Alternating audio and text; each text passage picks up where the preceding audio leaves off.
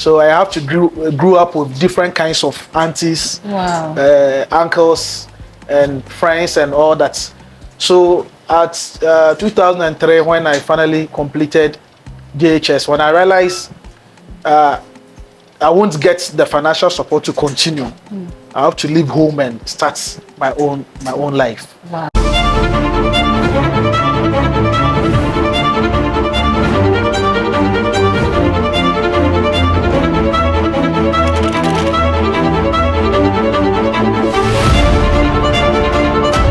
Hello and welcome to another insightful episode of the Entrepreneurship Journey program. This is Esther Educhumua, the Entrepreneur's PR, serving you as a host for this wonderful program. Today we bring you the story of a wonderful young man who is into selling fish. You'll get to know more about that because in our space here in Ghana, most of the time it is women that are seen to be selling fish. But this young man is breaking the odds. So watch and be inspired. Thank you. Good morning, Mr. Emmanuel Arthur. Good morning, madam.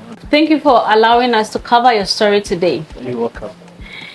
The whole world is watching you. Ghana is watching you. We want to know who Mr. Emmanuel Arthur is and how was growing up and what is the inspiration behind MJ business. Yeah, thank you very much. I was born in Liberia. I think I spent only 2 weeks in Liberia. Wow. And I was brought to Ghana. So I'm a Ghanaian, and I grew up with my parents being fishermen, and I will say the whole of my family are fishermen. My grandfather, my grandmom, my dad, and my mom, my uncles, and everybody that I grew up with are all fishermen. So growing up, I used to go fishing with them to look for our. At what age? Oh, as early as 7 years, Wow. we were fishing. Yeah, we took it as a hobby, and one of the ways that you can earn extra coins or extra money is if you're able to at least go fishing with them or involve them with their activities, help them sew nets, help them run errands for them, being it going on board on top of the sea and all kind of things. So I've been to the deep seas before. Oh yeah. You don't mean it? Yeah, that age? I'll spend days on waters. I'll spend like weeks or even a month on waters. Say a full boat or the canoe, we know. Or the canoe, the ordinary canoe, you know. No covering, nothing. I've traveled to Liberia on 3 occasions using the normal canoes. Yeah. You don't mean it? Oh yeah. So when there are times in Liberia I was into fishing, so if you go fishing and you don't get enough to come back to where you set off from, you have to arrive at a different location. Wow. So still looking for fish. Still looking for fish. So sometimes you spend like a month moving from one place to the other. On the sea? On the sea. Meanwhile, you were not prepared. You thought you were going to come back the same day, but you end up going to come back in a month's time because you don't want to spend fuel, so you have to prepare for everything. So food, everything. So we cook on top of the sea. We do everything there. We even bath and take medication. Everything. It's like a whole vibe, and I loved it when growing up. Although it wasn't easy, very difficult.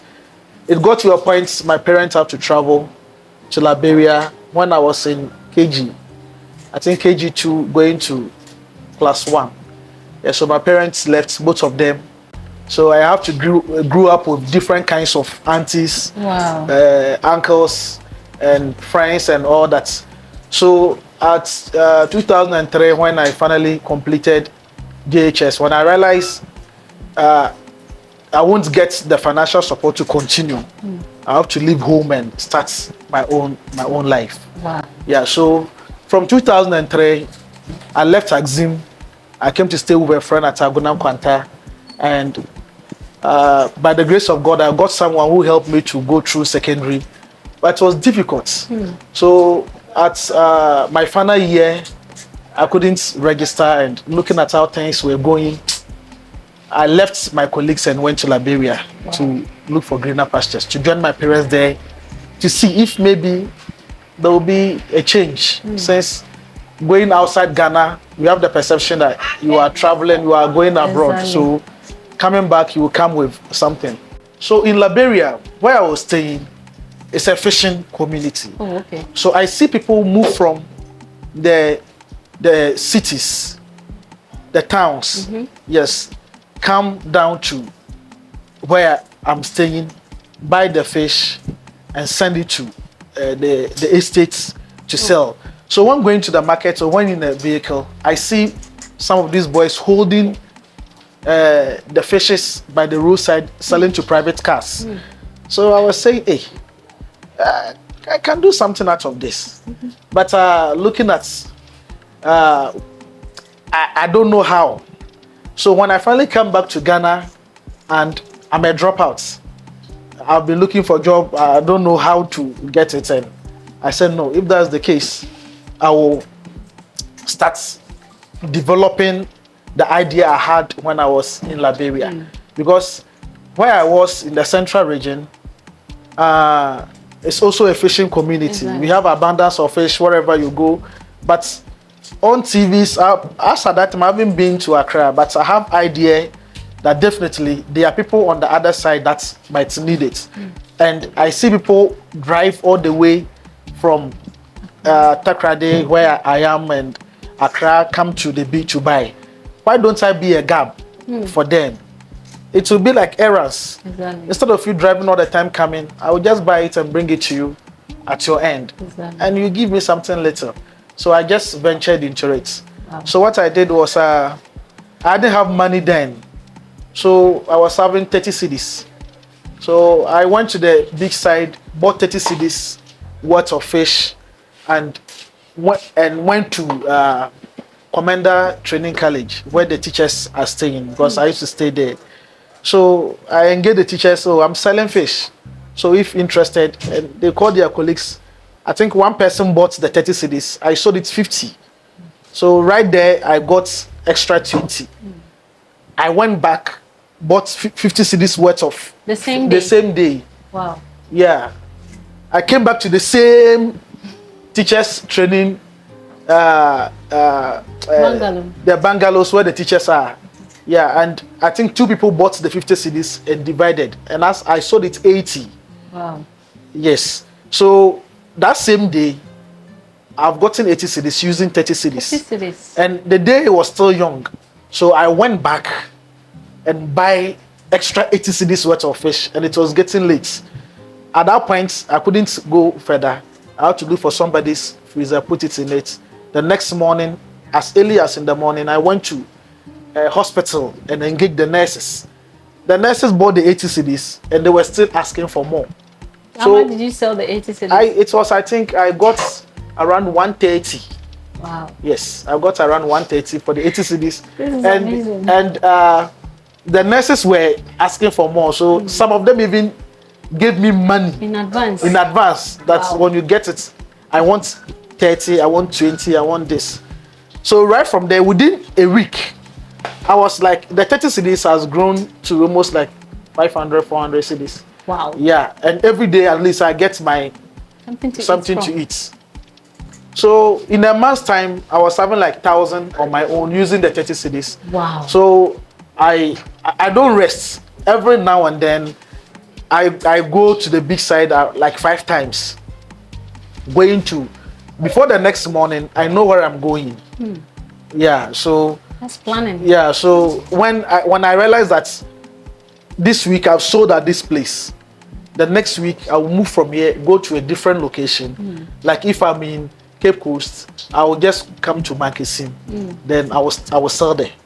Like I was approaching more clients every now and then. So my territories were expanding, and I was getting more customers on daily basis. Wow.